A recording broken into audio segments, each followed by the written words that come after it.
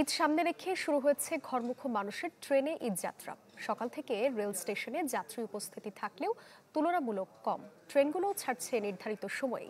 Kamalapur rail স্টেশনের manager Mohammad Sajidul ইসলাম জানান, প্রতিদিন ৪৩টি ট্রেন ঢাকা স্টেশন ছেড়ে যাবে। বিশেষ ট্রেন রাখা হয়েছে 10টি।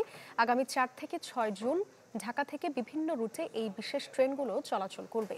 ভোর 6টায় রাজশাহীর উদ্দেশ্যে আন্তনগর ধূমকেতু এক্সপ্রেস ট্রেন ছেড়ে যাওয়ার মধ্য দিয়ে ঈদ যাত্রা শুরু হয়। ট্রেনে আমরা চলাফেরার মধ্যে নিরাপত্তা পাওয়া যায়, পুলিশ থাকে, অনেক সেফটি পাওয়া যায়।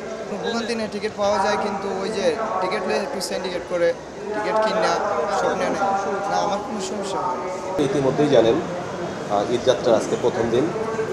ইতিমধ্যে ঢাকা স্টেশন থেকে 27টি ট্রেন ছেড়ে গিয়েছে, যার সকল ট্রেনই সঠিক সময়ে ছেড়ে যায়। আর যাত্রীদের ভ্রমণ আশা করি স্বাচ্ছন্দ্যময় ভ্রমণ এবং স্বস্তির ভ্রমণ হবে, যেরকমটা আজকে মানুষ তার গন্তব্যে অনেক স্বস্তিতে ট্রেনে ভ্রমণ করছে। বিশেষ ট্রেনগুলো আগামী 4, 6, 25 থেকে শুরু হবে।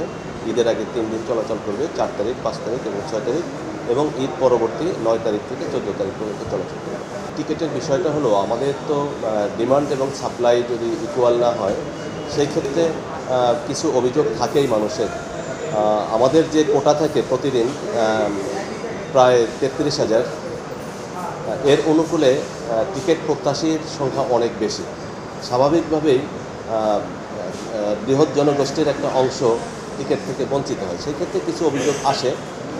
এছাড়া টিকিট সুন্দরভাবে এবং অনলাইনে সংগ্রহ করছে, সরাসরি কোনো যে টিকিট নিয়ে অভিযোগ সেটা পাওয়া যায় না।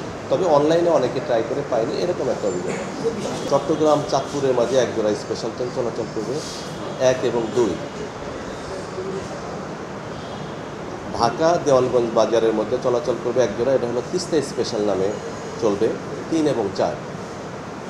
এছাড়া ভৈরব বাজার কিশোরগঞ্জ এবং ময়মনসিংহ কিশোরগঞ্জের মাঝে শুধুমাত্র ঈদের দিন 16কে ঈদ স্পেশাল চলাচল করবে, 5, 6, 7, 8।